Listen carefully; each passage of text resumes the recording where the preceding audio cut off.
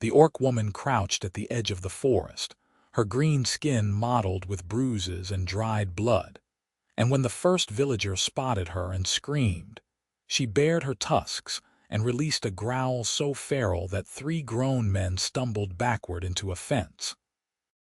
Kaza had been wandering for 6 days without proper food or rest. Her clan had cast her out after she refused to participate in a raid on a human settlement, calling her weak, calling her traitor.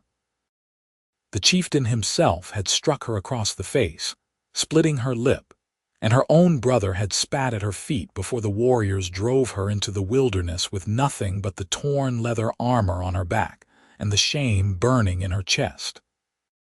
She had survived on berries and creek water, sleeping in hollows and beneath fallen logs, always moving, always alert for danger. The wound on her side from the chieftain's blade had stopped bleeding but throbbed with every breath. Now she had stumbled into this human village purely by accident, drawn by the smell of bread baking and her desperate, gnawing hunger. She had not meant to be seen. The moment that woman spotted her and raised the alarm, Kaza's survival instincts took over. She snarled and snapped at anyone who approached, backing against a wooden building, her amber eyes wild and tracking every movement in the square. "Get the militia," someone shouted.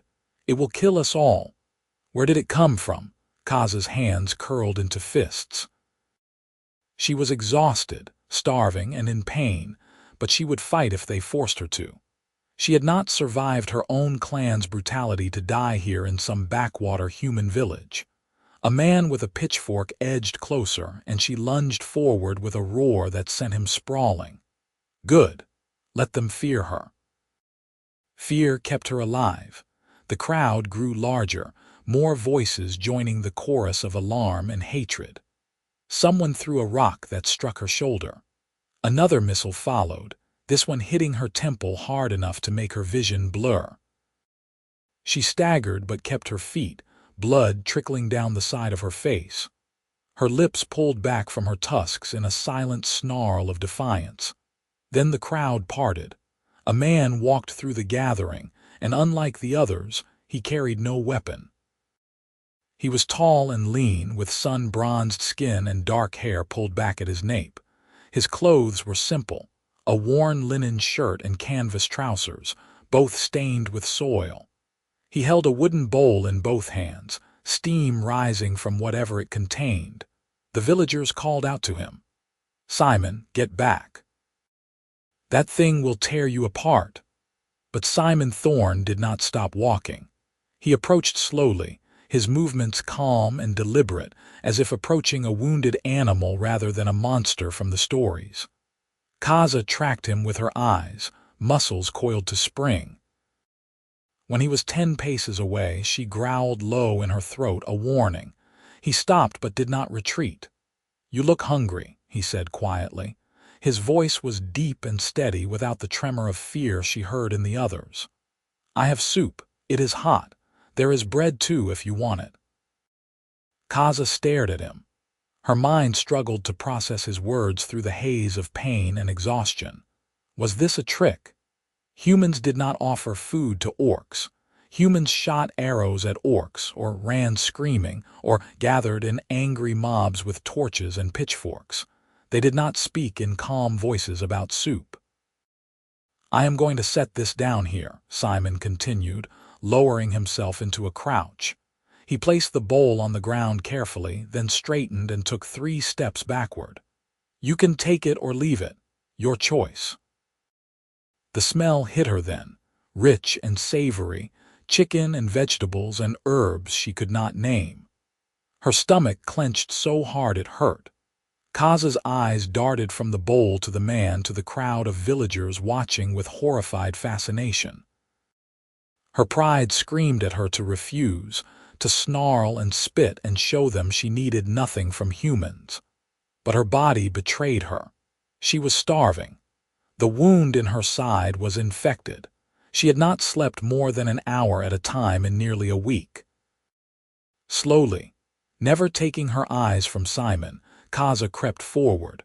Her hand shot out and grabbed the bowl, then she scrambled back to her defensive position against the wall. The soup burned her fingers, but she did not care. She raised the bowl to her lips and drank deeply, gulping down the hot liquid so fast she nearly choked. It was the most delicious thing she had ever tasted. Tears sprang to her eyes and she hated herself for the weakness, but she could not stop drinking until the bowl was empty. When she lowered the bowl, Simon was still standing there, watching her with an expression she could not read. Not fear, not disgust, something else entirely. "There is more," he said. "At my farm, it is not far. You can come if you want. No one will hurt you there." "Liar," Kaza rasped. Her voice was rough from disuse and dehydration. "Humans always hurt." "Some do," Simon agreed. He did not argue or try to convince her otherwise. "But not all. My farm is a quarter-mile north, the one with the red door on the barn, if you change your mind." He turned and walked away through the crowd. The villagers erupted in angry protests. "You cannot invite that creature to your home. It will murder you in your sleep." "Have you lost your mind, Simon?" Simon ignored them all. He walked across the square and down the road leading north without looking back once. Kaza watched him go, confusion and suspicion warring in her chest. The crowd began to disperse slowly, muttering and shooting dark glances in her direction. One man stayed behind, a heavy-set fellow with a constable's badge. "You have until sunset to leave this village," he told her. "If you are still here after dark, we will hunt you down." "Understood." Kaza said nothing. She waited until he left, then pushed away from the wall and staggered toward the forest. Her legs felt like water. The soup had helped, but she needed more, needed rest, needed medicine for her wound. She made it perhaps 50 yards before her vision started to tunnel. She caught herself against a tree trunk, breathing hard, the farm with the red door on the barn. A quarter-mile north. It was insanity to even consider it. A trap, surely. And yet the man's eyes had held no malice. His voice had carried no threat. He had offered freely and expected nothing in return. Kaza had never experienced such a thing from a human before. Her knees buckled and she slid down the tree trunk to sit heavily on the ground. The forest swam around her. If she passed out here, animals would find her. Or worse, the militia would hunt her down as they promised. She had no good options. Only bad ones and worse ones. Cursing herself for a fool, Kaza forced herself back to her feet and turned north. She found the farm exactly where he said it would be. It was small and tidy, with fields of wheat and vegetables laid out in neat rows. A handful of chickens pecked in a yard enclosed by a wooden fence. The barn indeed had a red door, weathered but well maintained. The farmhouse itself was modest, built of timber and stone with a thatched roof. Smoke rose from the chimney. Kaza approached cautiously, every sense alert for danger. She saw no other humans, no signs of guards or weapons, just a quiet farm in the afternoon sun. She made it to the door of the house before her strength gave out entirely. She slumped against the doorframe, raising one fist to pound weakly on the wood. The door opened almost immediately. Simon stood there, unsurprised, as if he had been expecting her. His eyes went to her face, then down to where she clutched her injured side. "You are hurt," he said. "Nothing," Kaza growled, though standing upright was taking all her remaining will. "You are bleeding through your armor. That is not nothing."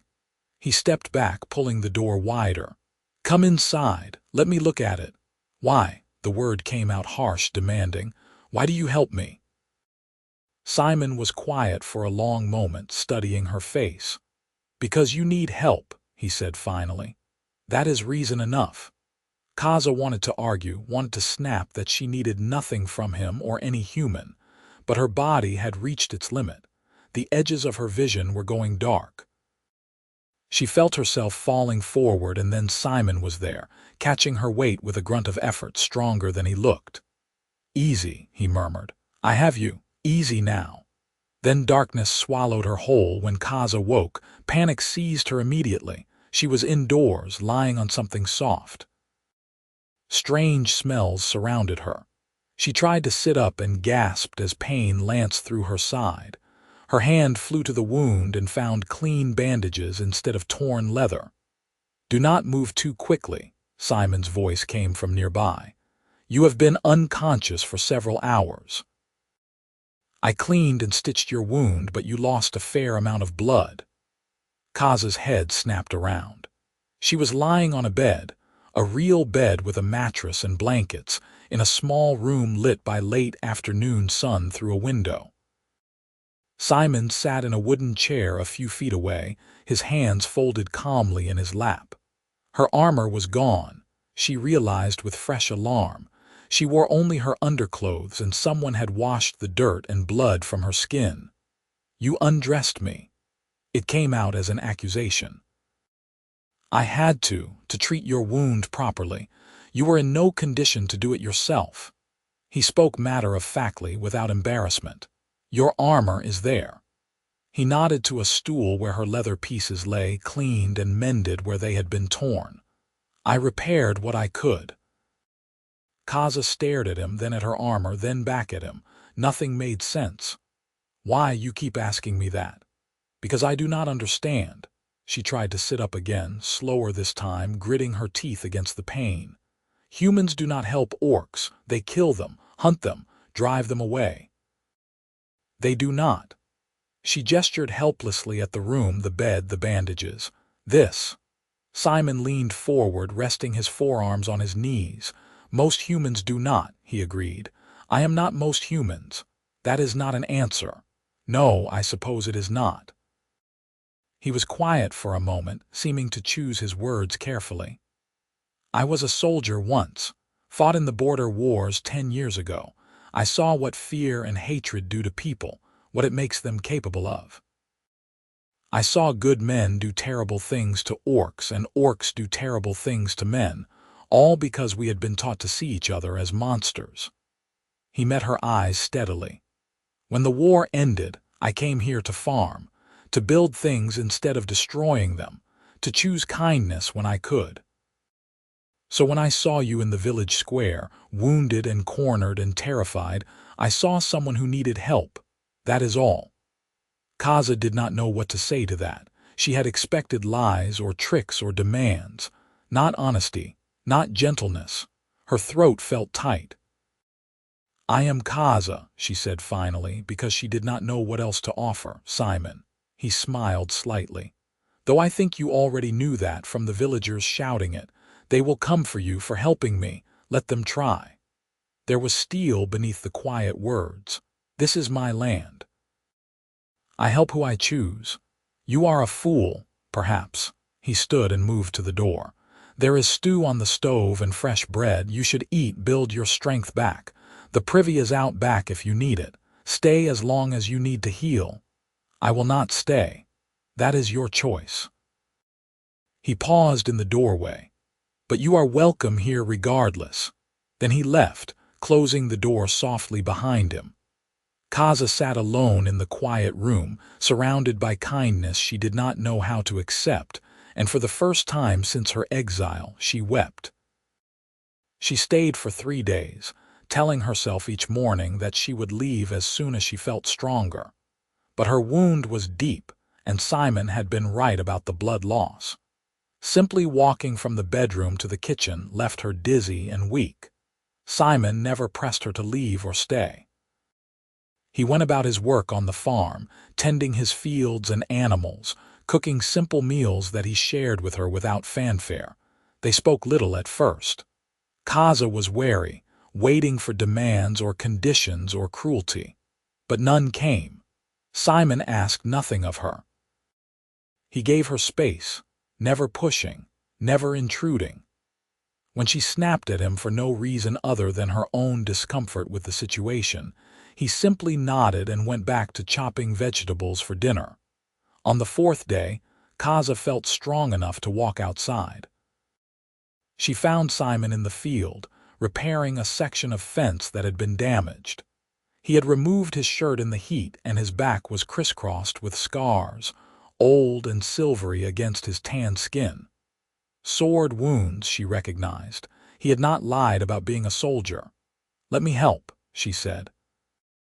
He turned, surprise flickering across his face. "You should rest." "I have rested for 4 days. I am not weak." She walked over and picked up a fence post, testing its weight. Her side protested but held. "Show me what to do." They worked together through the afternoon, speaking only when necessary to coordinate their efforts. Kaza found the physical labor soothing, a relief after days of lying in bed with nothing but her thoughts. Simon worked efficiently, wasting no motion, and she matched his pace easily despite her injury. When the fence was complete, they stood back to survey their work. "Thank you," Simon said. "That would have taken me twice as long alone." Kaza shrugged, uncomfortable with gratitude. "You fed me, sheltered me. This is payment." "I did not ask for payment. I know." She frowned, struggling to articulate the feeling. "I do not like owing debts. You owe me nothing, Kaza." The way he said her name without hesitation or disgust made something twist in her chest. She looked away, focusing on the wheat fields rippling in the breeze.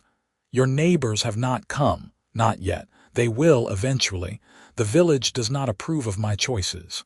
You could have lied, told them I left." "I could have."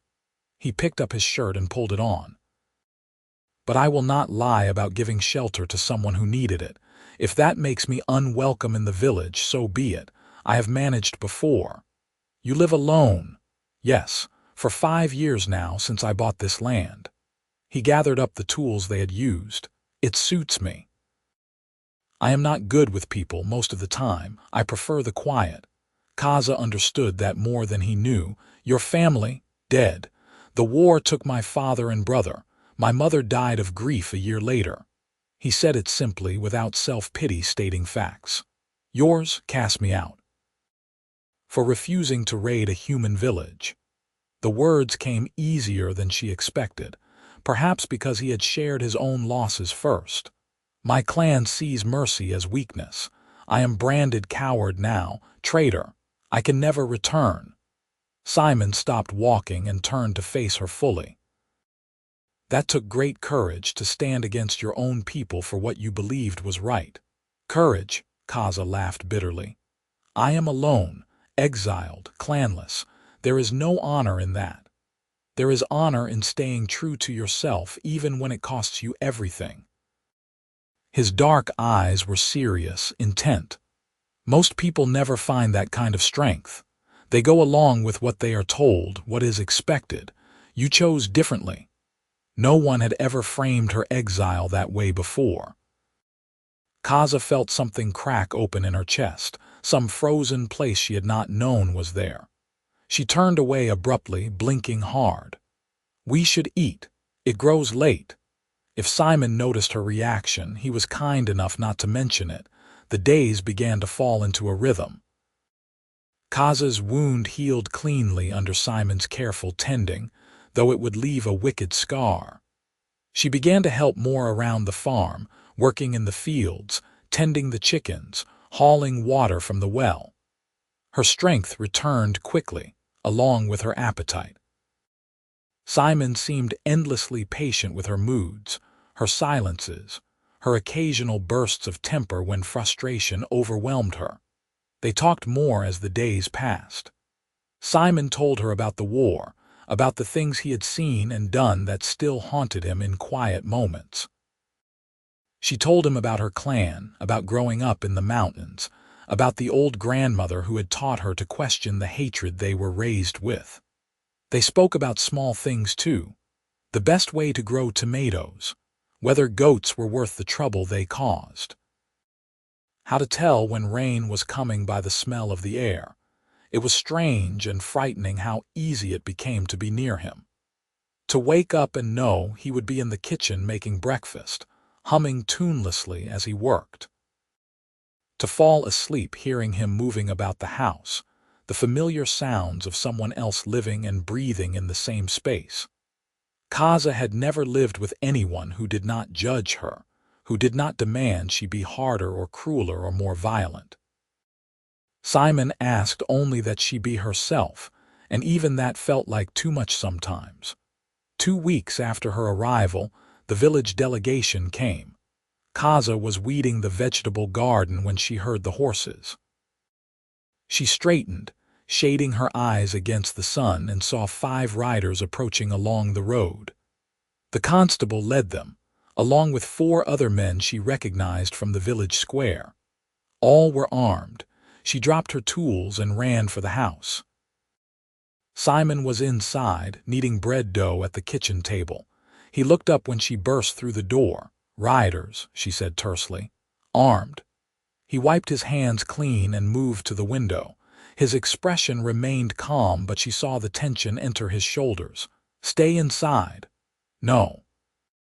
"They are here because of me."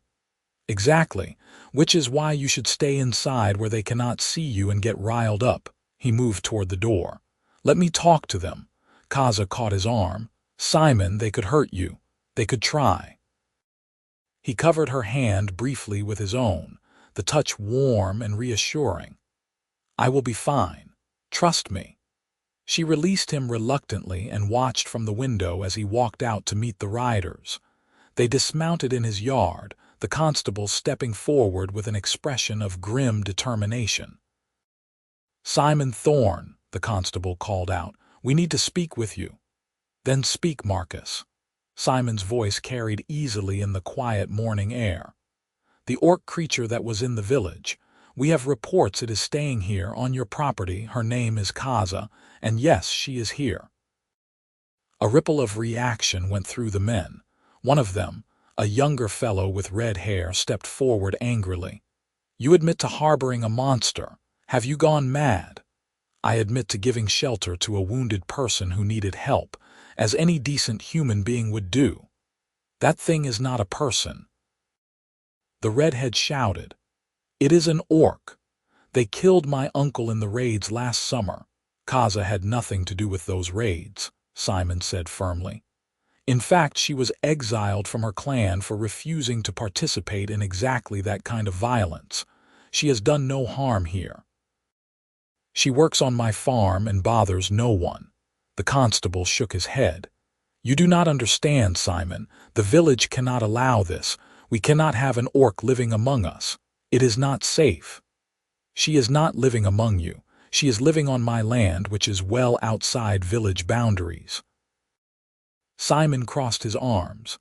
"I pay my taxes, I follow the law. Who I choose to employ or shelter on my own property is my business, not yours." "Employ?" Marcus looked incredulous. "You are paying it, her." "And yes, I am. She works hard. She deserves fair compensation." This was news to Kaza, who had accepted no money from Simon. But she understood what he was doing, establishing her as a legitimate worker rather than a monster in hiding. The red-headed man spat on the ground. "This is unnatural. Wrong. We should burn this whole place down, orc and all." Simon's demeanor changed in an instant. He moved forward with frightening speed, getting directly in the younger man's face. "You can try, Owen, but I promise you will not like what happens next." His voice dropped low and dangerous. "I fought in the war. I have killed more men than you have years. Do not make the mistake of thinking I am harmless just because I choose to be kind." Owen stumbled backward, suddenly pale. The other men shifted uneasily. Even Marcus looked uncertain. "We do not want trouble, Simon," the constable said carefully. "But you have to understand the position you are putting us in. People are afraid. They want the orc gone. Then people can stay away from my farm. Problem solved. It is not that simple." "It is exactly that simple." Simon turned to address all of them. "I know you are afraid. Fear is natural, especially after the raids we have all suffered. But Kaza is not your enemy. She is as much a victim of this senseless violence as anyone. She lost her home, her family, everything she knew because she chose mercy over hatred. That deserves respect, not persecution. You ask too much, Marcus said quietly. The village will not accept this. The village does not have to accept it, they only have to tolerate it, and that is not a request. Simon's tone left no room for argument. Kaza stays. If anyone has a problem with that, they can take it up with me directly, but they will not threaten her, they will not harm her. Is that clear? The silence stretched long and uncomfortable. Finally, Marcus nodded slowly. I will convey your message, but Simon, this will not end well. You are making powerful enemies. I can live with that. The delegation mounted up and rode away, casting dark looks over their shoulders. Simon stood in the yard until they disappeared from sight, then turned and walked back to the house. He found Kaza standing just inside the door, her hands clenched into fists at her sides. You should not have done that, she said. Done what? Defended me, made them angry. They will make your life difficult now. Simon shrugged and returned to his bread dough, resuming his kneading as if nothing had happened. They were already angry, and my life has been difficult before. I survived. This is because of me. I should leave, tonight. You want to leave? The question stopped her. Kaza opened her mouth to say yes, of course yes, she had stayed too long already. But the words would not come. The truth was she did not want to leave. She had found something here in this small farm with this quiet man, something she had not known she was missing. Safety, peace, acceptance. She struggled with the admission. I do not know. Simon looked up from his work, his expression gentle. Then stay until you do know. You are welcome here, Kaza, for as long as you want. That has not changed. You could lose everything. I have lost everything before. I rebuilt. I can do it again if I must. He shaped the dough into a ball and set it aside to rise. But I will not turn away someone I care about simply because frightened people demand it. Kaza's breath caught. You care about me? Simon met her eyes, unflinching. Yes, is that so surprising? Yes, her mind screamed. No one cared about orcs. Orcs were monsters, useful only for violence and fear. Even among her own kind, affection had been a rare and fragile thing, buried under layers of aggression and dominance. I am an orc, she said, as if he could have forgotten. I noticed. A hint of amusement touched his mouth. Green skin, tusks, very good at intimidating village delegations from the window, hard to miss. Despite everything, she found herself almost smiling. You are strange, so I have been told. He washed his hands in the basin. I made vegetable stew last night. There are leftovers if you are hungry. Just like that, the conversation moved on, as if he had not just appended her entire understanding of her place in the world. Kaza sat at the table, accepting the bowl he offered, and tried to sort through the tangle of emotions in her chest. Fear, certainly. Confusion. But underneath it all, growing stronger each day, something that felt dangerously close to happiness. The village did not attack, but they made their displeasure known in subtler ways. When Simon went to town for supplies, merchants charged him double. The blacksmith refused to repair his tools. Children threw rocks at him in the street while their parents looked away. He bore it all with quiet dignity, never complaining, never showing anger. Kaza saw what it cost him, though. Saw the tightness around his eyes when he returned from town, the way his shoulders sagged with exhaustion that had nothing to do with physical labor. She began to accompany him on his trips, standing at his shoulder in the market, her presence a silent challenge. The merchants whispered and pointed, but no one dared throw rocks when she was near. You do not have to do this, Simon told her after one such trip. I know. I choose to. He smiled at that, and the warmth in his eyes made her stomach flutter in ways she did not quite understand. Summer deepened into full heat. The wheat grew tall and golden in the fields. Kaza's wound healed to a pink scar, a reminder of how close she had come to death before stumbling into Simon's life. She grew stronger, more comfortable in her own skin, in this strange new existence she was building. They worked side by side through the long days, and in the evenings they sat on the porch watching the sun set over the fields, talking or sometimes just existing in comfortable silence. Simon taught her to read, tracing letters in the dirt with a stick, patient with her frustration when words refused to make sense.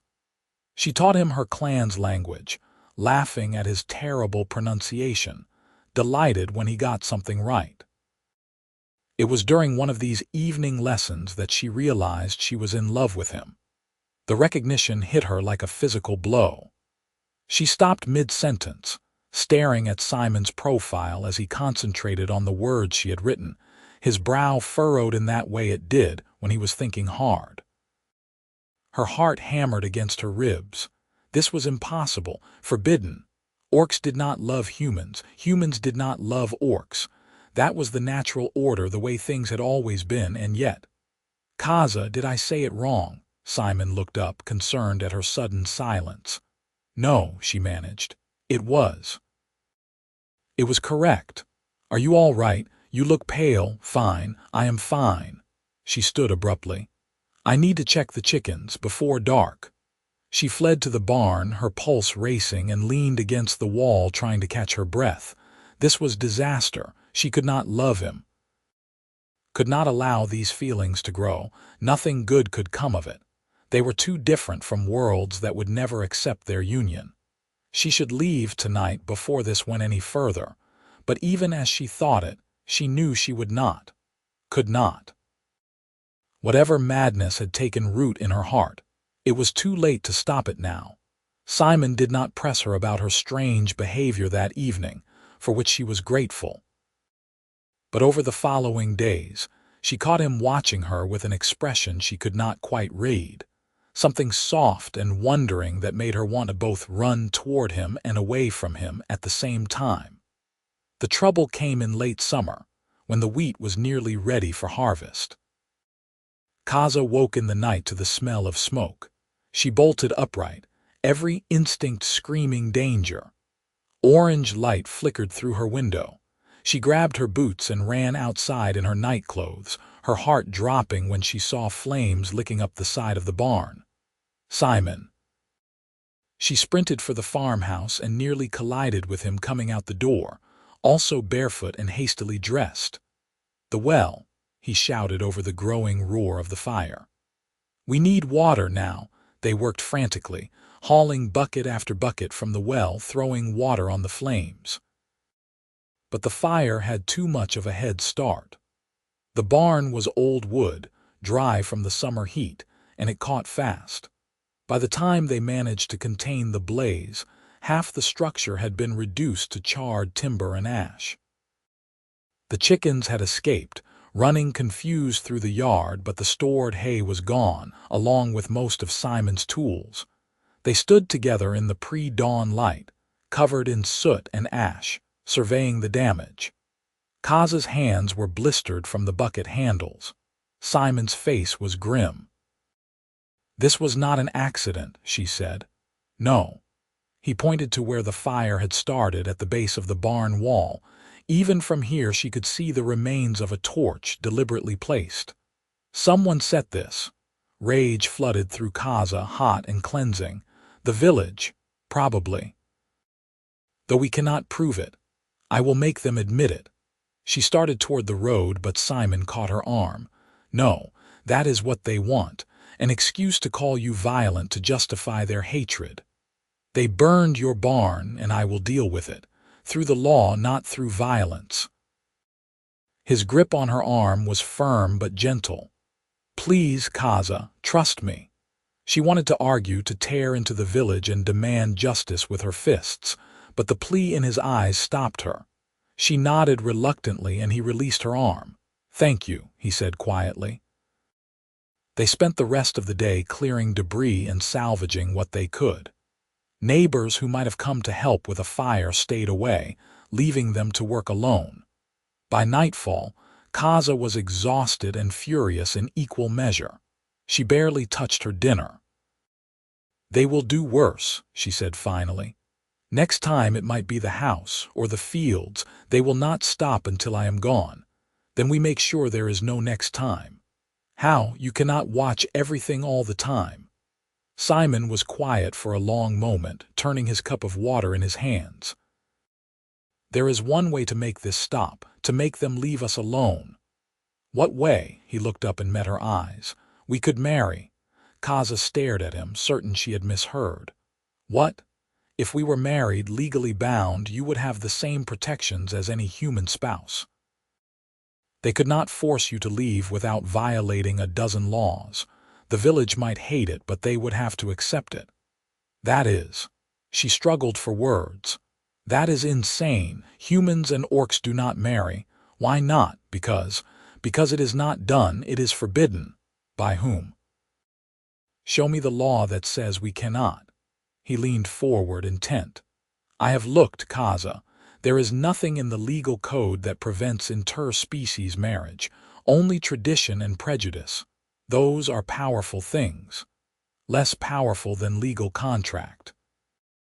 He reached across the table and took her hand, his touch warm against her calloused palm. "I know this is sudden. I know it sounds mad, but I care about you. I do not want to lose you. And if marriage can keep you safe, keep us both safe, then I think we should consider it." Kaza's heart was racing again, the same way it had when she realized she loved him. "You would bind yourself to an orc for the rest of your life. The shame, the isolation you would face." "I would bind myself to you," he corrected gently. "And I am already isolated, already shamed in their eyes. This changes nothing for me except that it might protect what I care about most." "And what is that?" "You." The word was simple, honest, devastating. "You, Kaza, I love you." She pulled her hand away, standing so quickly her chair scraped loudly on the floor. "You cannot." "Why not?" "Because I am an orc," I noticed. "Still love you, Simon." She pressed her hands to her face, trying to think through the chaos in her head. "You do not understand what you are saying, what you are asking." "Then explain it to me." She whirled on him, and the words poured out in a rush. "I am a monster. My people raid and kill humans.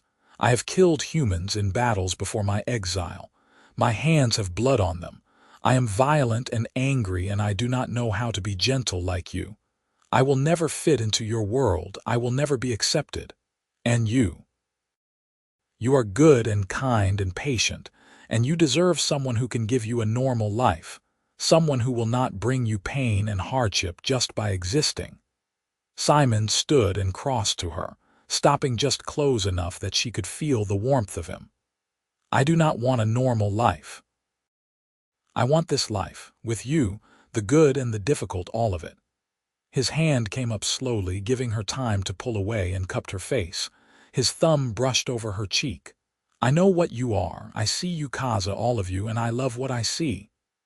"Why?" It came out broken, barely a whisper. "Because you are brave. Because you stand up for what you believe even when it costs you everything. Because you work hard and laugh when something is truly funny, and you are learning to read even though it frustrates you. Because when you look at me, I do not see pity or fear. I see someone who understands." His other hand came up, cradling her face between his palms. "Because when I picture my future, you are in it, and I do not want a future where you are not." Kaza felt tears spill over, tracking down her cheeks to wet his hands.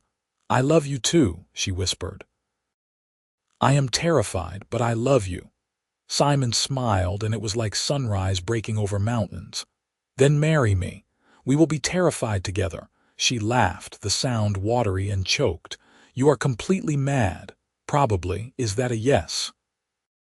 Kaza looked at him, this strange, wonderful human who had fed her soup when she was starving, who had defended her to his neighbors, who had seen past her tusks and green skin to the person underneath. Who loved her. The decision should have been impossible. In any sane world it would be. But they did not live in a sane world. They lived in this one, where an exiled orc and a farmer who gave too much of himself had found something neither had been looking for. "Yes," she said. "Yes, I will marry you." Simon pulled her into his arms and held her close, his face buried in her hair. She wrapped her arms around him and held on just as tightly, letting herself believe, just for this moment, that love might be enough. The marriage itself proved complicated. The village priest refused to perform the ceremony, calling it an abomination. Simon was undeterred. He traveled to the regional capital, a 3-day journey, and found a magistrate willing to perform a civil ceremony for the right price. Kaza waited at the farm while he was gone, jumping at every sound, convinced that without Simon there to protect her, the villagers would attack. But no attack came. Perhaps word had spread of what Simon intended to do. Perhaps they were waiting to see if he would actually go through with it.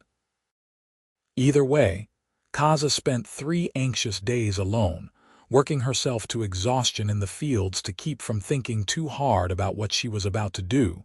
When Simon returned, he brought fabric with him, enough for a dress. "I thought you might want something special to wear," he said, almost shy. Kaza had never owned a dress in her life. Her clan had dressed in leather and furs, practical garments for fighting and hunting. The fabric Simon offered was simple linen, dyed a deep blue, but it was soft against her rough fingers. "I do not know how to make a dress," she admitted. "Neither do I. But I thought we could figure it out together." They spent an evening attempting to fashion the fabric into something wearable, laughing at their terrible attempts, starting over multiple times. In the end, they created something that was more of a tunic than a proper dress, but it fit well enough, and the color brought out the amber of Kaza's eyes. The magistrate arrived a week later, a tired-looking woman in her 50s who accepted Simon's payment without comment on the nature of the couple she was marrying. She sat up in the farmhouse kitchen and read through the legal requirements in a flat, bureaucratic voice. "Do you, Simon Thorne, take this woman as your lawfully wedded wife to have and to hold from this day forward?" "I do," Simon said firmly, his hand warm in Kaza's. "You Kaza." The magistrate paused. "Do you have a family name?" "No. Clan orcs did not use family names the way humans did." "Kaza of no family name, do you take this man as your lawfully wedded husband, to have and to hold from this day forward?" Kaza's voice shook but held steady. "I do." "Then by the power vested in me by the regional authority, I declare you legally wed. Sign here." She pushed forward a document covered in official seals. They signed. Simon's handwriting was neat and practiced. Kaza's was shakier, her letters still unpracticed, but she managed her name clearly enough. The magistrate witnessed the signatures, added her own seal, and packed up her materials. "Congratulations," she said without inflection. "May your union be prosperous." Then she was gone, riding away in her cart, and Kaza stood in the kitchen as a married woman, bound by law to a human, feeling as if the world should look different somehow even though everything appeared exactly the same. "Well," Simon said into the silence, "that was romantic." Kaza laughed, surprised by the sound. "Extremely. I will treasure the memory forever. We could have our own celebration," he offered. "Just us. I made a good dinner. There is wine. We could." "Simon," she turned to face him fully, "I do not know how to be a wife. I do not know how to be a husband. We will learn together." He held out his hand. "Come on. Let us at least eat the food I spent all afternoon preparing." The dinner was simple but good. Roasted chicken with vegetables from the garden, bread still warm from the oven, wild berries sweetened with honey. Simon had even found candles somewhere, their soft light making the worn kitchen seem almost elegant. They ate slowly, talking about small things, the next day's work, whether they should get a goat, anything but the monumental change that had just occurred in their lives. After dinner, Simon poured wine into 2 cups and raised his. "To my wife," he said, "who is braver than anyone I have ever known."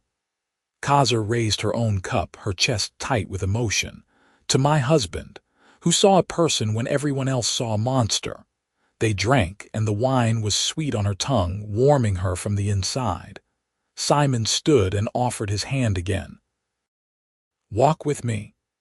They went outside into the summer night, walking through the fields under a sky full of stars. The wheat whispered around them, almost ready for harvest. Simon took her hand, and they walked in comfortable silence until they reached the far edge of his property, where the forest began.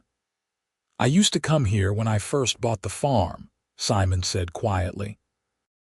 "When everything felt overwhelming and I was not sure I had made the right choice leaving the army, leaving everything I knew. I would sit here and watch the sunset and try to imagine a future worth working toward." "Did you imagine this?" Kaza gestured between them. "No. I never imagined anything this good." He turned to face her, still holding her hand. "I imagined being alone, mostly, building something that was mine, where no one could tell me to hurt people I did not want to hurt. That was the best future I could picture. But then you came into my life and suddenly I could imagine more. Partnership, love, family maybe someday if you wanted that." Kaza's breath caught. "Family, only if you want," he said quickly. "I know it is complicated with our different species. I do not even know if it is possible. But if we could, I think I would like that. Children with your courage and your laugh." She had never considered children. Orc women bore young rarely, and always it had been framed as an obligation to the clan, producing new warriors for future battles. The idea of a child as something wanted, something created from love rather than duty, was foreign and terrifying and unexpectedly appealing. "I do not know if it is possible either," she said honestly. "But I think I would like to try, someday, when things are more settled." Simon smiled and pulled her closer, his arms going around her waist. "We have time.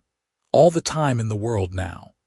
She leaned down, he reached up, and they met in the middle for a kiss that started gentle and deepened into something that made her knees weak. When they finally broke apart, both breathing hard, Simon rested his forehead against hers. "Should we go back to the house?" he murmured. "Yes," Kaza breathed. "We should."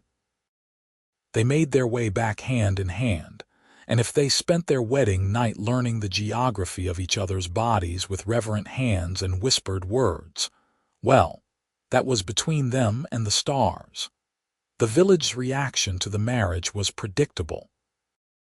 The mayor himself came to the farm, a thin man with a perpetually pinched expression, to inform Simon that his presence was no longer welcome at village functions. The church declared the union invalid in the eyes of the divine. Several merchants refused to do business with him at all, forcing him to travel to other towns for basic supplies. Simon weathered it all with the same quiet resilience he brought to everything. Kaza, for her part, struggled more with the isolation. She had never craved human acceptance before, but now that she was married to one, now that she was trying to build a life in their world, every door slammed in her face stung. "They will never accept me," she said one evening after a particularly brutal trip to town where a woman had spat at her and called her a demon. "Some of them will, eventually. People can change." Simon was mending a shirt by lamplight, his fingers quick and practiced. "You have too much faith in them." "Perhaps. But I have to believe people can be better than their worst impulses. Otherwise, what was the war for? What was any of it for?" Kaza had no answer to that. She went back to the book she was slowly working through, sounding out the words Simon had taught her. Reading was still difficult, but she was improving, and there was satisfaction in conquering something that had seemed impossible when she started. They fell into a rhythm over the following months. The harvest came, and they worked from dawn to dusk, bringing in the wheat, then threshing and storing it. It was back-breaking labor, but they did it together, and there was joy in the accomplishment when the last sheaf was bundled. Simon sold the wheat in a town 2 days' travel away, where the merchants knew him only as a farmer and not as the man who married an orc. Autumn arrived with cool winds and changing leaves. They prepared for winter, smoking meat, preserving vegetables, sealing cracks in the farmhouse walls. Kaza proved adept at hunting, and she kept them supplied with venison and wild turkey. Simon taught her to cook the meat in different ways, and slowly she developed her own style, combining human techniques with flavors she remembered from her clan's cooking. It was a quiet life, sometimes lonely, but it was theirs, and there was comfort in that, in building something together against the world's disapproval. The first snow fell in late autumn, earlier than Simon expected. They woke to a world transformed in white, pristine and beautiful. Kaza had seen snow in the mountains where her clan lived, but there was something different about experiencing it here, safe and warm in a house with someone she loved. "Come here," Simon called from the porch. When she joined him, he pointed to the fields. "Look." Fresh deer tracks crossed through the snow, delicate and clear. Beyond them, a fox left a trail of tiny paw prints. The whole world seemed hushed, waiting, peaceful in a way that took her breath away. "It is beautiful," she murmured. "It is." But when she glanced at him, he was looking at her, not the landscape. Winter settled in with a vengeance.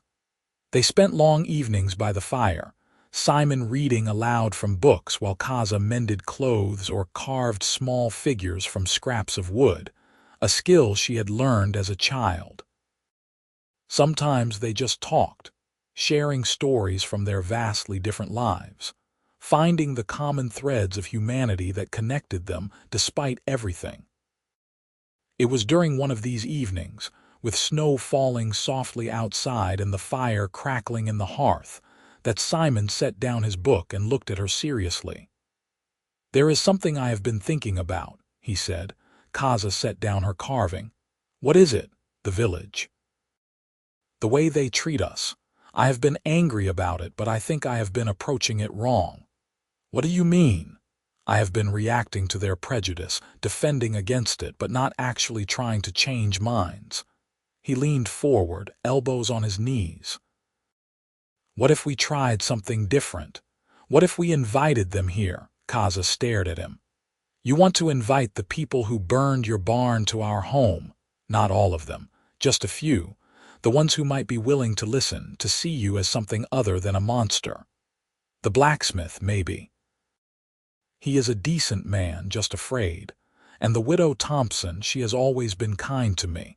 If we could show them that we are just people trying to live our lives, that you are not a threat." "It will not work," Kaza said flatly. "They have decided what I am. Nothing I do will change that. Maybe. But is it not worth trying?" She wanted to say no, to tell him it was a foolish risk that would only end in pain, but the hope in his eyes stopped her. He believed in the possibility of change, of reconciliation, even after everything. And she loved him for that faith, even if she did not share it. "One dinner," she said finally. "I will try, but when it fails, we do not speak of this again." Simon's face lit up. "Thank you. I know it is asking a lot. It is asking the impossible, but for you I will attempt it." Convincing anyone to come proved as difficult as Kaza predicted. Simon visited the village multiple times, extending personal invitations, and was rejected by nearly everyone. But finally, the blacksmith's wife, a pragmatic woman named Ruth, agreed to come, and she dragged her reluctant husband along. The widow Thompson, perhaps out of loneliness more than openness, also accepted. Kaza spent the day of the dinner sick with nerves.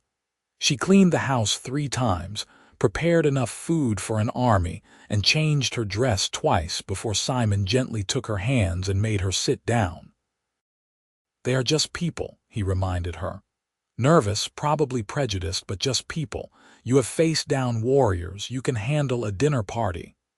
Warriors, I understand. Social niceties with humans who hate me. That is far more terrifying." He kissed her forehead. "I will be right there with you. We will do this together." The guests arrived at sunset, bundled against the winter cold. Ruth was a sturdy woman in her 40s, practical and sharp-eyed. Her husband Marcus the blacksmith was a huge man with arms like tree trunks, quiet and watchful. Widow Thompson was elderly and frail, but her eyes were bright with curiosity. They entered the farmhouse warily, as if expecting a trap. Kaza stood near the hearth, trying to look unthreatening, which was difficult when you stood 6.5 feet tall with visible tusks. "Thank you for coming," Simon said warmly. "Please sit, dinner is almost ready." They sat at the table, stiff and uncomfortable. An awkward silence fell. Kaza brought out the food, a venison roast with root vegetables, fresh bread, and a berry pie she had spent hours perfecting. She set the dishes down carefully and took her seat next to Simon. "This looks wonderful," Ruth said, her tone neutral and polite. "Kaza is an excellent cook," Simon said. "She hunted the deer herself." "You hunt?" Widow Thompson asked, her first word since arriving. Kaza nodded. "I was taught as a child. It is necessary in the mountains where my clan lives." "Lived," Simon corrected gently. "Where they lived, you live here now." "Yes, here." The word felt strange in her mouth, a claiming of this place, this life. They began to eat. The food was good. Even Kaza had to admit that. And the simple act of sharing a meal seemed to ease some of the tension. Ruth asked about the farm, how the harvest had gone, normal questions that Simon answered easily. Marcus the blacksmith remained silent, but he was eating, which seemed like a good sign. Then Widow Thompson set down her fork and looked directly at Kaza. "Why did you leave your clan?" The table went quiet. Simon tensed beside her but did not intervene. This was Kaza's question to answer. "They wanted me to raid a human village," Kaza said carefully. "To kill, to burn, to take what was not ours. I refused. I said that there had been enough death, that we should seek peace instead of continuing the cycle of violence." She met the old woman's eyes steadily. "My chieftain disagreed. He gave me a choice, participate in the raid or be exiled. I chose exile. You chose humans over your own people." Marcus spoke for the first time, his deep voice surprised. "I chose what I believed was right over what I was told to do. It cost me everything. My home, my family, my place in the world." Her hand found Simon's under the table and he squeezed it, "But I would make the same choice again." Ruth studied her thoughtfully. "That took courage or foolishness. My clan would say foolishness." "Your clan is not here. What do you say?" Kaza had to think about that. I say I am happier now than I ever was with them. I have freedom I never had before, the freedom to choose kindness, to build instead of destroy, to love." She glanced at Simon, whose eyes had gone soft. So perhaps it was not foolishness after all. Widow Thompson smiled, a small, gentle expression. "I think it was bravery, and I think this young man is lucky to have found you." "I am the lucky one," Simon said quietly. The dinner continued, and slowly, incrementally, the atmosphere warmed. Ruth asked Kaza about orc traditions, genuine curiosity in her questions. Marcus inquired about her hunting techniques, interested in the practical details. Widow Thompson wanted to know about the mountains, about what it was like growing up in a clan. Kaza answered as honestly as she could, neither romanticizing nor demonizing her past. She spoke about the harsh beauty of her homeland, the brutal hierarchies within the clan, the constant pressure to prove strength and worthiness. but also about the grandmother who had been kind, about learning to track animals through snow, about the rare moments of community and celebration. When the guests finally left, late into the evening, Ruth paused at the door. "Thank you for having us," she said to Simon. Then, turning to Kaza, "And thank you for sharing your story. It is not what I expected." "What did you expect?" Kaza asked. "A monster, honestly. That is what we were told you were." Ruth pulled her shawl tighter against the cold. "But you are just a woman who made a hard choice and is trying to build a life. I can respect that." After they left, Kaza and Simon cleaned up in silence, both processing what had happened. Finally, as they were washing the last of the dishes, Kaza spoke. "You were right." "About what?" "It was worth trying. I do not think they are suddenly going to love me or that the village will welcome us with open arms, but it was a start, a small one, but a start." Simon set down the plate he was drying and pulled her into a hug. "I am proud of you. I know that was difficult." "Terrifying," she corrected. "But also good. It felt good to be seen as a person instead of a threat." "You are a person, an amazing person. I wish everyone could see that. Give them time. You said people can change. Perhaps you were right about that too." He laughed and kissed her, tasting of berry pie and hope. Word of the dinner spread through the village, and while it did not revolutionize opinions overnight, it did create a crack in the unified front of hatred. A few more people were willing to give Kaza a chance. The general store owner stopped overcharging Simon for supplies. A farmer whose land bordered theirs stopped by to ask Marcus's opinion on a fence repair, and ended up having a civil conversation with both of them. Winter deepened and life continued. They survived a brutal snowstorm that trapped them inside for 4 days, forcing them to entertain themselves with conversation and games and long hours wrapped together in bed for warmth. Simon taught Kaza to play chess, and she proved to be a quick study, her tactical mind adapting easily to the game's strategies. Kaza began to tentatively hope that they might actually make this work, that they could carve out a life here, against all odds, and find happiness together despite the world's disapproval. Then, in the depths of winter, her clan came. Kaza was outside drawing water from the well when she heard the horn. The sound froze her blood, a deep resonant call she had not heard in months but would recognize anywhere. An orc wore horns signaling approach. She dropped the bucket and ran for the house. "Simon!" Inside now, he emerged from the barn, confused. "What is it, my clan? They are here." She grabbed his arm and hauled him toward the house. "Inside, bar the door. Do not come out no matter what you hear. Kaza, I am not leaving you to face them alone. They will not kill me. I am exiled, not condemned, but you they will kill on sight. Please, Simon, trust me." She pushed him toward the door. "Stay inside." She barely waited for his reluctant nod before turning to face the forest. They emerged from the trees like nightmares made flesh, 10 orc warriors in full battle gear, their green skin painted with clan markings, weapons drawn. At their head was Kaza's brother, Gruck, his face twisted in a sneer. "Sister," he called out mockingly. "We heard rumors, thought they could not possibly be true, but here you are, living among humans like a tame dog." Kaza stood her ground, though her heart hammered against her ribs. "What do you want, Gruck? To see if the stories are true, that you married one of them." He spat the word like poison. "Please tell me it is a lie. Tell me you have not disgraced our bloodline so completely." "I married a good man, a kind man. What is disgraceful about that?" The warriors laughed, harsh and cruel. Gruck's expression darkened. "You spread your legs for a human and call it marriage. You are worse than exiled. You are dead to us. Dead to the clan, dead to our ancestors, dead to everything our people stand for." "Your people," Kaza corrected. "Not mine."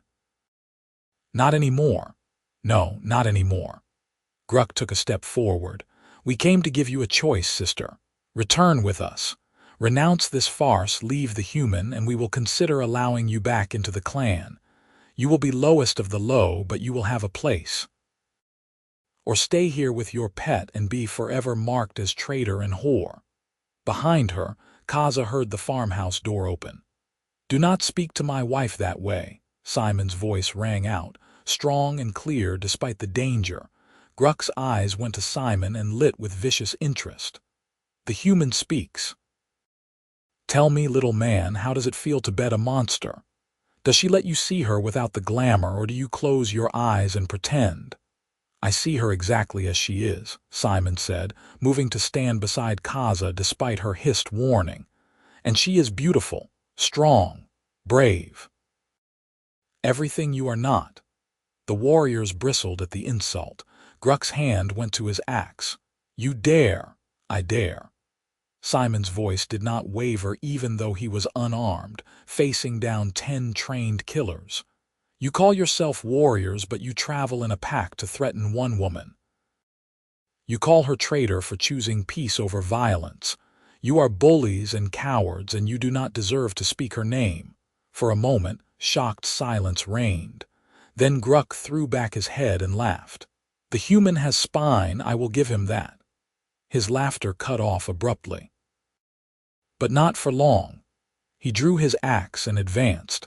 Kaza stepped in front of Simon, her own body a shield. You want to kill him, you go through me first. Gladly. Gruck raised his axe. Stop. The command came from behind the warriors, a female voice sharp with authority.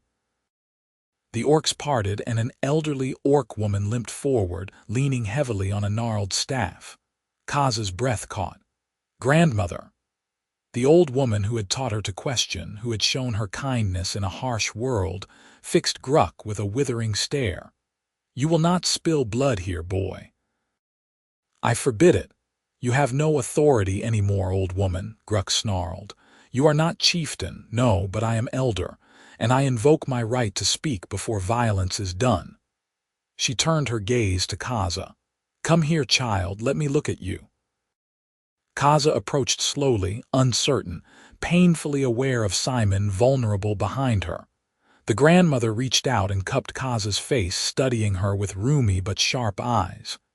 You look well, the old woman said softly. Better than when you left, less angry, more at peace.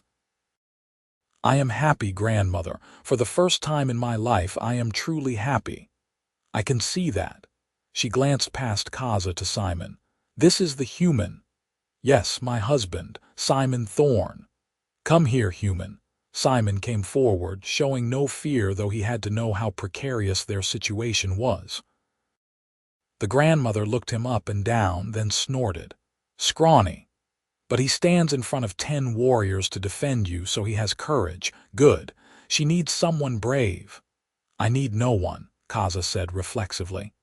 Everyone needs someone, child. You have just been too stubborn to admit it before. The grandmother turned back to the warriors. Here is what I see. A woman who left a clan that valued only violence, who found a new path, a better path, who chose love over hatred, building over destroying. She is not a traitor. She is evolved. She is what we should all strive to be. She is weak, Gruck spat. Soft, corrupted by humans. She is wise. Wiser than you will ever be, boy. The grandmother's voice cracked like a whip. And you will leave her in peace, all of you. This is my command as elder. Kaza is exile. She is not our concern anymore. Leave her to her new life. The chieftain said, I do not care what the chieftain said. I am invoking elder right. If you want to challenge that, you challenge me. And I promise, boy, I may be old, but I can still curse you so thoroughly you will beg for death. She bared her teeth in a parody of a smile. Do you want to test me? Gruck stood down, but the rage in his eyes promised this was not over. We leave. For now, but this is not finished, Kaza. The clan does not forget betrayal. Then the clan is welcome to forget me entirely, Kaza shot back. I want nothing from you. I owe you nothing. Go back to your mountains and your endless feuding and leave us alone. The warriors withdrew into the forest, Gruck casting one last hate-filled look over his shoulder, but the grandmother lingered, leaning on her staff. She reached into a pouch at her belt and withdrew a small carved stone. "Take this," she said, pressing it into Kaza's hand. "A ward. It will not stop a determined attack, but it will warn you if clan orcs come near your land again." "Thank you, grandmother." Kaza's voice was thick with emotion. "I am proud of you, child. Prouder than I ever was when you were just another warrior in the clan. You chose a harder path, but a better one." She cupped Kaza's face one more time. "Be happy. That is all I ever wanted for you." Then she too disappeared into the forest, leaving Kaza and Simon standing alone in the trampled snow. Simon was the first to move, pulling Kaza into his arms and holding her so tightly she could barely breathe. He was shaking, she realized. The terror he had not shown while facing down the warriors poured out now in trembling hands and ragged breathing. "I thought I was going to lose you," he whispered against her hair. "I thought they were going to take you or kill you, and there was nothing I could do." "I am here," she murmured back, holding him just as tightly. "I am here. I am not going anywhere." They stood like that for a long time, two people who had chosen each other against impossible odds, clinging together in the winter cold. The encounter with her clan shook them both, but it also crystallized something. Kaza had chosen Simon, had chosen this life, and stood by that choice even when faced with her past. There was freedom in that finality. She was not an orc of the mountain clans anymore. She was not fully human either. She was something new, something in between, and she was learning to be okay with that. Winter finally released its grip, and spring arrived with muddy roads and new growth. They planted crops, repaired winter damage, welcomed the return of migratory birds. The village's attitude toward them continued to slowly shift. Not everyone would ever accept their marriage, but enough people came around that the outright hostility faded into grudging tolerance. Ruth, the blacksmith's wife, became a regular visitor, bringing her sharp wit and practical advice. She taught Kaza to preserve food better, to spin wool, to navigate the complex social dynamics of village life. Widow Thompson adopted them both as surrogate grandchildren, appearing at the farm with fresh baked cookies and unsolicited but usually sound advice. Marcus the blacksmith agreed to repair Simon's tools again, and even offered to teach Kaza some basic smithing. She took to it eagerly, loving the combination of strength and precision required, the satisfaction of shaping metal to her will. One warm afternoon in late spring, Kaza was working in the garden when she felt a wave of dizziness. She sat down hard, her vision swimming. Simon appeared almost immediately, concern written across his face. "Are you all right? You look pale." "I am fine, just stood up too fast." But even as she said it, another wave of nausea hit. She barely made it to the edge of the garden before she was sick. Simon rubbed her back as she emptied her stomach, then brought water from the well. "This has happened before," he said carefully. "You have been tired more than usual." Sick in the mornings. Kaza wiped her mouth, her mind working through the implications. She had missed her monthly bleeding. Once, then twice. She had assumed it was stress, the changes in her life disrupting her body's rhythms. But now, with the sickness, the exhaustion. "I might be pregnant," she said, and the words were terrifying and wonderful in equal measure. Simon went very still. "Are you sure?" "No, but the signs are there." She looked up at him, trying to read his expression. "Would that be, would you?" He knelt beside her in the dirt and took both her hands. "Would I be happy?" "Kaza, I would be overjoyed, terrified because I have no idea how to be a father, but overjoyed." He pressed a kiss to her knuckles. "A child, our child, I cannot think of anything more wonderful." Tears sprang to her eyes and she laughed, the sound watery but genuine. I am terrified too. I do not know if it is even possible, human and orc. I do not know what the child would be, what they would look like, how the world would treat them. We will figure it out, together. The way we figure everything out. He helped her to her feet. Come on, let us get you inside, get you rested. If you are carrying our child, you need to take care of yourself. I am not fragile, she protested, but she let him lead her inside anyway, touched by his care. Over the following weeks, the signs became undeniable. Kaza's body was changing, her belly beginning to swell ever so slightly. Widow Thompson confirmed her suspicions with a knowing look and congratulations. Ruth brought baby clothes she had saved from her own children, now grown. Even Marcus offered to make a cradle, his big hands surprisingly gentle as he showed them the design he had in mind. The village's acceptance grew with her belly. Something about a coming child softened even the hardest hearts. People who had refused to speak to them before now offered advice, hand-me-down supplies, awkward but genuine good wishes. They see you as human now, Kaza observed one day after a particularly successful trip to the village. They see us as parents, Simon corrected. It is something they understand, something they value, common ground. Summer came and Kaza bloomed with it, her pregnancy progressing well despite her worries. She felt the child move for the first time in midsummer, a flutter like butterfly wings against her ribs. She grabbed Simon's hand and pressed it to her belly, laughing at his expression of wonder when he felt it too. That is our child, he breathed. Moving inside you, it is a miracle. It is strange, Kaza countered, but she was smiling. I have a person growing inside me. I am responsible for another life. It is terrifying. We are responsible, Simon corrected. We are in this together, remember? Harvest came again, their second together, and Kaza worked in the fields until Simon begged her to rest, worried she was overdoing it. She grudgingly agreed to take on lighter tasks, her body moving more slowly now with the weight of late pregnancy. The child came in early autumn, when the leaves were just beginning to turn. Kaza's labor was long and difficult, lasting through a day and a night.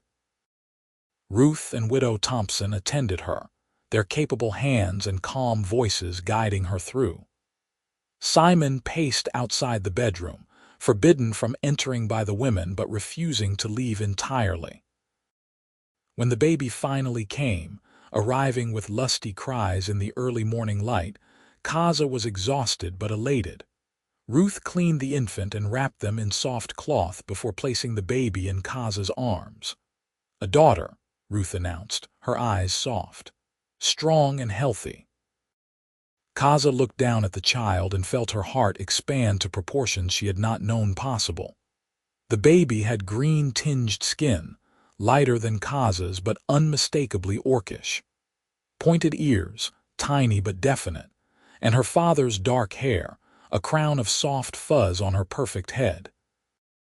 Her eyes, when they blinked open, were amber like Kaza's. She is beautiful, Kaza whispered. She is everything, Simon said from the doorway, his voice choked with emotion. He had defied the women's orders and snuck in, and now he crossed to the bed and sat carefully beside Kaza, staring at their daughter with naked wonder. Look at her. Look at what we made. Half human, half orc, Kaza murmured. She will belong fully to neither world. Then we will make her a new world, one where she belongs exactly as she is. Simon reached out and the baby gripped his finger with tiny fist, holding on with surprising strength. He laughed, delighted. Strong grip. She takes after her mother. They named her Sera, which meant new beginning in the old orc tongue. She was the first of her kind, as far as anyone knew, half orc and half human, a living bridge between two worlds. The village came to see her, bringing gifts and cooing over the baby despite her green skin and pointed ears. She was an infant, helpless and innocent, and that transcended prejudice in a way nothing else had. Kaza watched as Ruth held Sera, as Widow Thompson sang her a lullaby, as Marcus the blacksmith forged a tiny bracelet for her tiny wrist. This child, their daughter, was changing hearts simply by existing. It was more than Kaza had ever hoped for. The first year of Sera's life was exhausting and wonderful. She grew quickly, hitting milestones that no one could quite predict since there had never been a half-orc child before. She was strong, crawling early, standing before she was 6 months old. But she also had Simon's curiosity, his gentleness, reaching out to touch everything with careful fingers. Kaza learned to be a mother the way she learned everything else, through trial and error and sheer determination. Simon was an involved father, sharing night feedings and diaper changes, singing his daughter to sleep with old army ballads. They were exhausted and happy, their small family complete. On Sera's first birthday, they threw a party. Half the village came, bringing food and presents, celebrating this child who had become a symbol of hope and change.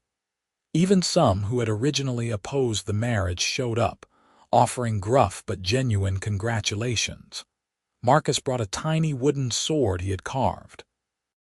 "For when she is older," he said to Kaza, "every warrior's daughter should have a blade." "She will be a farmer's daughter," Kaza corrected, "not a warrior." "Why not both?" Marcus smiled. "You are both. Why cannot she be?" Kaza had no answer to that, and as she watched Sera toddle between guests on unsteady legs, laughing at something Widow Thompson was showing her, she thought perhaps Marcus was right. Sera could be anything, everything. She was not limited by the old boundaries, the old hatreds. She was something new. That evening, after the guests had left and Sera was asleep in her cradle, Kaza and Simon sat on the porch watching the sunset.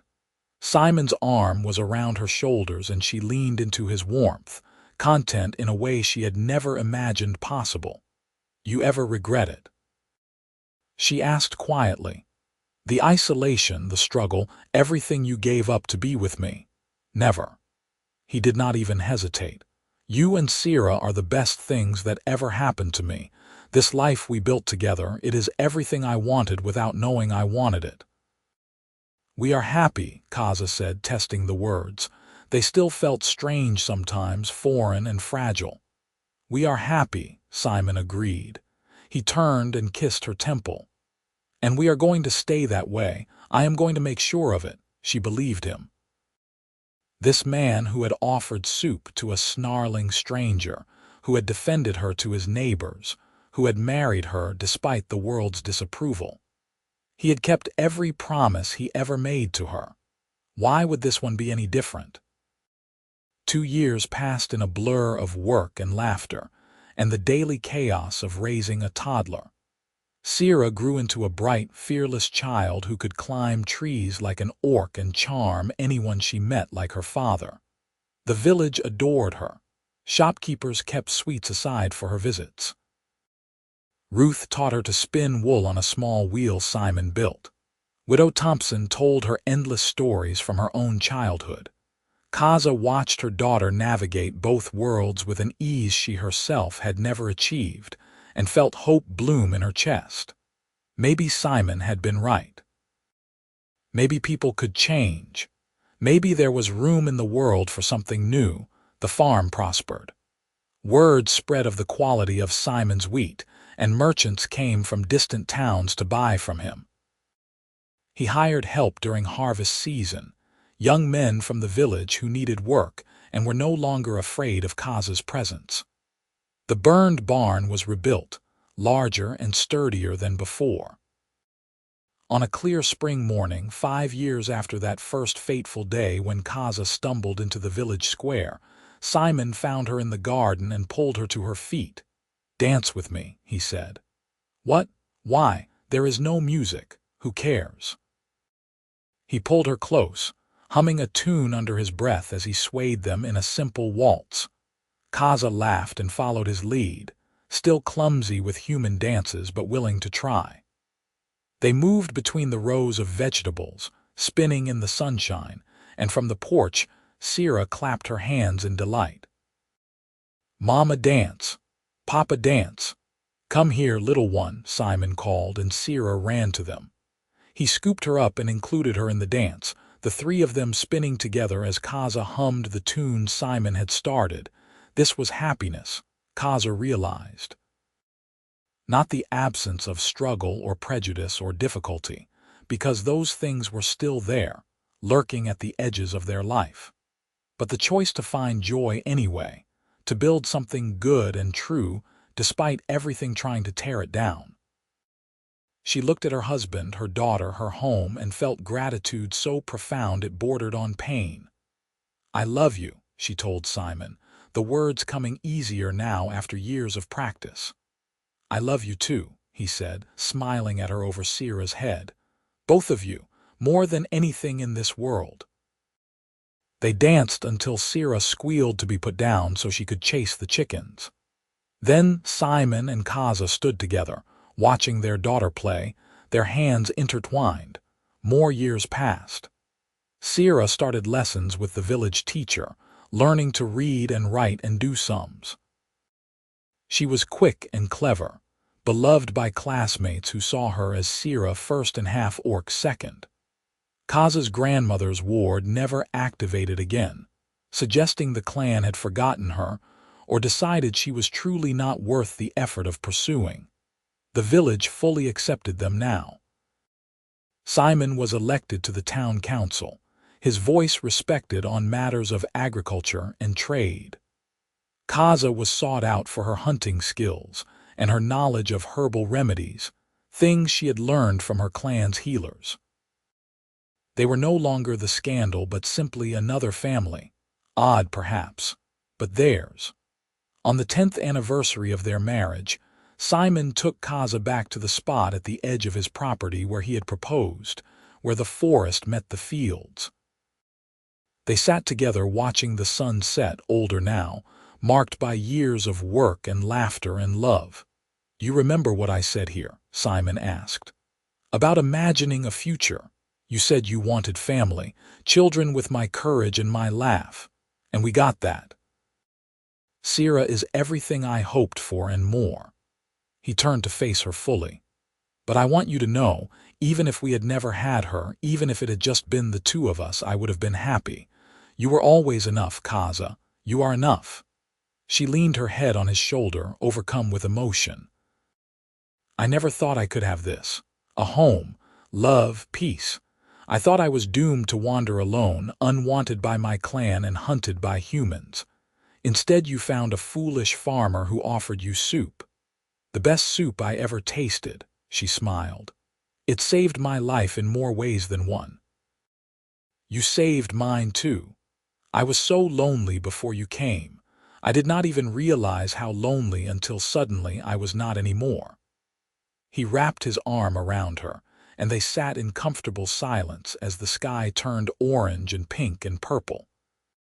Sera was 8 years old when she asked the question Kaza had been dreading. "Mama, why do I look different from the other children?" They were in the kitchen, Kaza preparing dinner while Sera was supposed to be doing her lessons. Instead, she was staring at her reflection in a polished pot, touching her pointed ears, the slight green tinge to her skin. Kaza set down her knife and crouched to Sera's level. "You know why, little one? You are half orc, half human. We have talked about this before." "I know, but—" Sera's amber eyes, so like Kaza's own, were troubled. "Owen's older brother said I am a freak, that I should not exist. Is that true?" Rage and pain warred in Kaza's chest, but she kept her voice gentle. "What Owen's brother said was cruel and wrong. You are not a freak. You are unique, special. A bridge between two worlds." "I do not want to be a bridge, I want to be normal." Kaza pulled her daughter into her arms, holding her close. "I know, my love, I know. But normal is not the only way to be. Sometimes being different is what makes us strong." Simon appeared in the doorway, having heard the exchange. He came and joined them, wrapping his arms around both his wife and daughter. "You are perfect exactly as you are, Sera. Never let anyone make you feel otherwise." "But the other children who matter think you are wonderful, the ones who do not think that are not worth your time." He tilted her chin up gently. "You are brave like your mama and stubborn like me. You can do anything you set your mind to. Do not let small-minded people make you doubt that." Sera sniffled and nodded. "Okay, Papa." Later, when Sera was asleep, Kaza paced the kitchen in agitation. "I want to find Owen's brother and teach him a lesson about speaking cruelly to children." "That would just confirm their worst opinions of orcs," Simon pointed out, though he looked tempted himself. "I do not care. He hurt our daughter." "I know.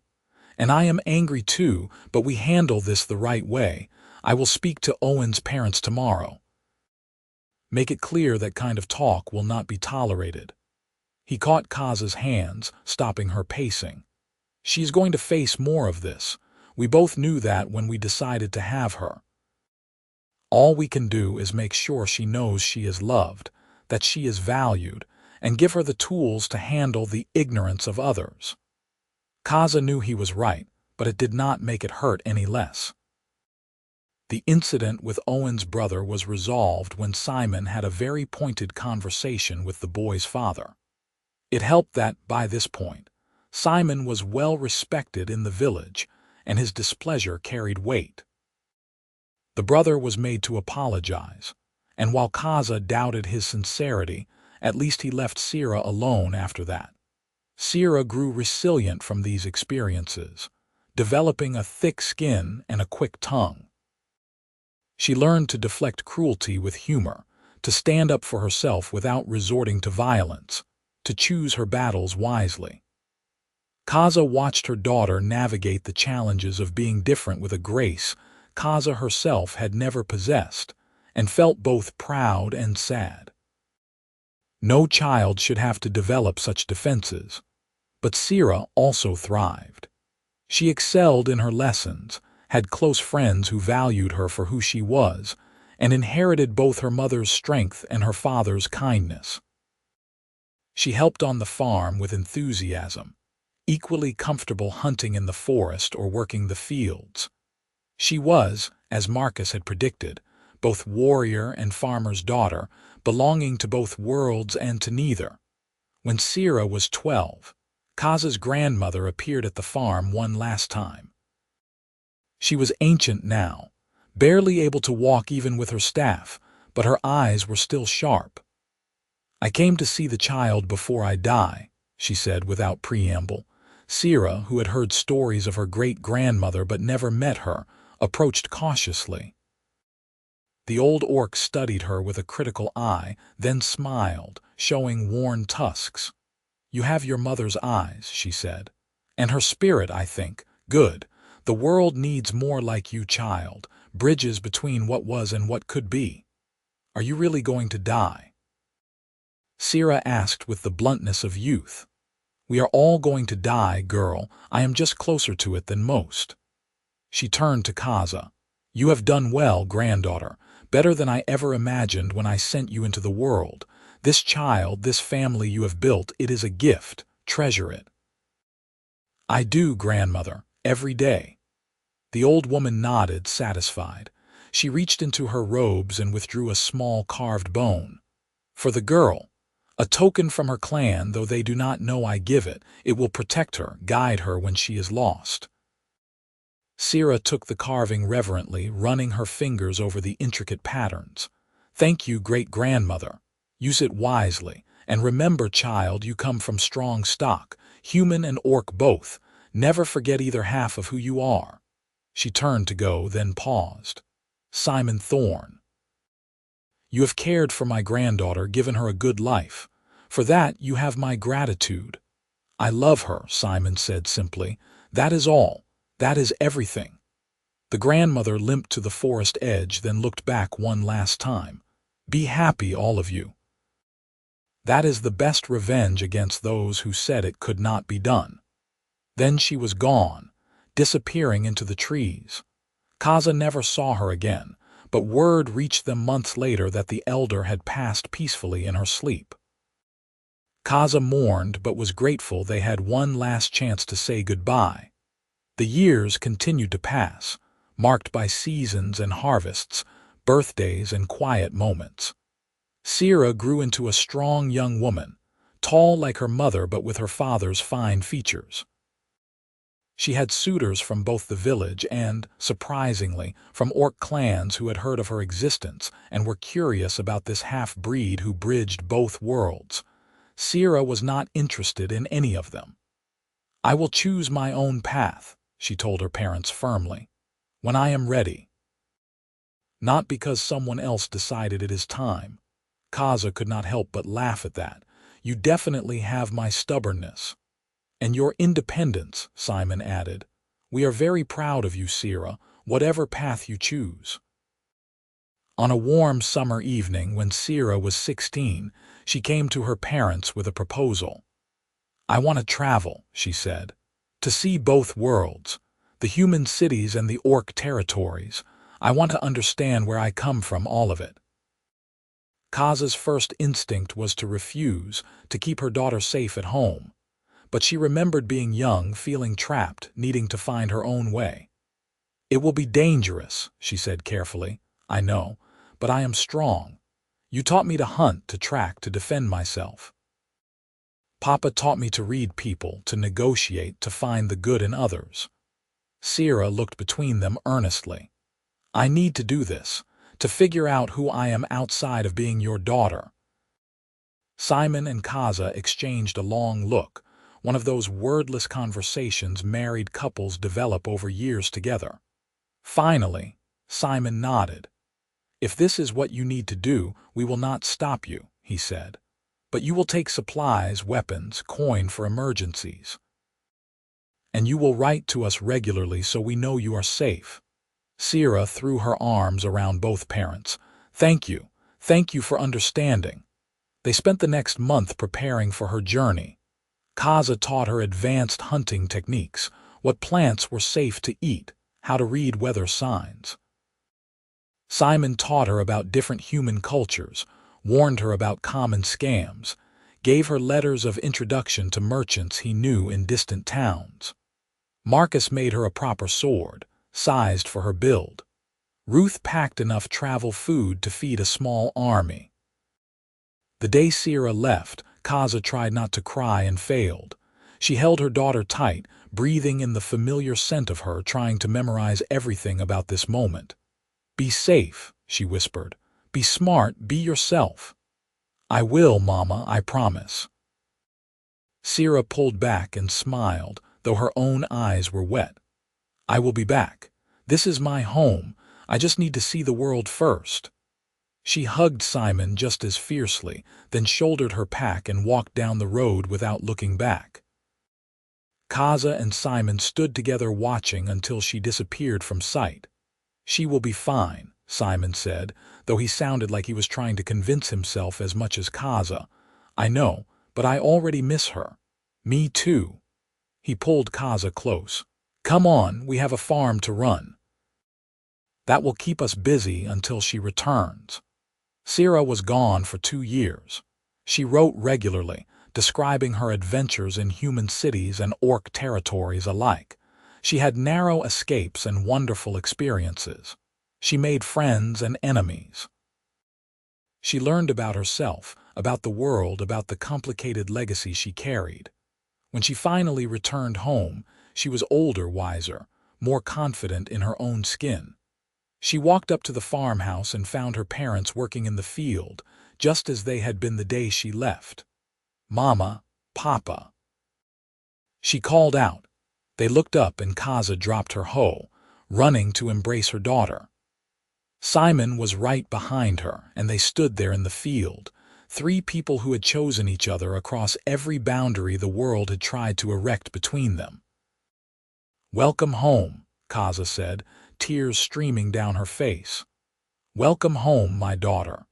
That evening, Sera told them everything, about the human cities where she was seen as exotic but accepted. About the orc clans, some of which welcomed her curiosity and others which viewed her with suspicion or outright hostility. About the other half-orcs she had found, scattered and rare but existing, people like her, forging their own paths between worlds. "There are more of us than I thought," Sera said. "Not many, but enough, and we are finding each other, building communities, creating spaces where we belong." "That is wonderful," Simon said. "You found your people." "I found some of them, but my people are also here. You too. Ruth and Marcus and Widow Thompson and everyone who loved me despite or because of what I am." She looked at both parents seriously. "I learned something important on my journey. Home is not about blood or species. It is about the people who see you and love you anyway, who fight for you, who build a life with you even when the world says they should not." Kaza reached across the table and took her daughter's hand. "You learned that from your father. He taught me the same lesson years ago." "You both taught me," Sera said, "by living it. By choosing love over hatred, over and over again, even when it was hard." "Especially when it was hard," Simon added. The three of them sat late into the night, talking and laughing and being together. Eventually, Sera went to bed in her old room, exhausted from travel but happy to be home. Kaza and Simon remained at the table finishing the wine. "She is going to be fine," Kaza said. "Better than fine. She is extraordinary," Simon smiled. "Just like her mother and her father." Kaza stood and held out her hand. "Come to bed, husband. It has been a long day." He took her hand and they went to their bedroom, this room they had shared for 20 years now, and held each other close. Outside, the farm was quiet under the stars. The fields were planted, the animals fed, their daughter home safe. Everything they had built together, against all odds, thriving. Kaza had come to this place starving and wounded, expecting nothing but death. Instead, she had found a man who offered soup, who offered kindness, who offered love without conditions. She had found a home, a family, a life worth living. The village that had once wanted her dead now accepted her as one of their own. The daughter she had been terrified to bring into the world had grown into an amazing young woman. The husband she had thought she could never deserve still looked at her like she was the most wonderful thing in his world. "Simon," she murmured into the darkness, thank you, for the soup, for everything that came after." She felt him smile against her shoulder. "Thank you for staying, for giving us a chance, for building this life with me. I would not want to be anywhere else. Good, because I am never letting you go." She laughed softly and let herself drift toward sleep, safe and warm and loved. The future stretched ahead of them, unknown and full of possibilities. There would be more challenges, she knew. The world would not suddenly become kind, but they would face it together as they always had, and that was enough. More than enough. It was everything. Outside, the wind whispered through the wheat fields, carrying the promise of another harvest, another year, another season of growth. The farm with the red door on the barn stood solid and welcoming under the stars, a home built on love and defended by courage. Inside, 3 people slept peacefully, their breathing synchronized, their hearts beating in tandem. A family that should not have existed by all the rules of their world but existed anyway, thriving anyway, happy anyway, because sometimes love was stronger than hatred. Sometimes kindness was braver than violence. Sometimes a bowl of soup offered to a stranger could change the world. And sometimes, just sometimes, the happy ending everyone said was impossible turned out to be real after all.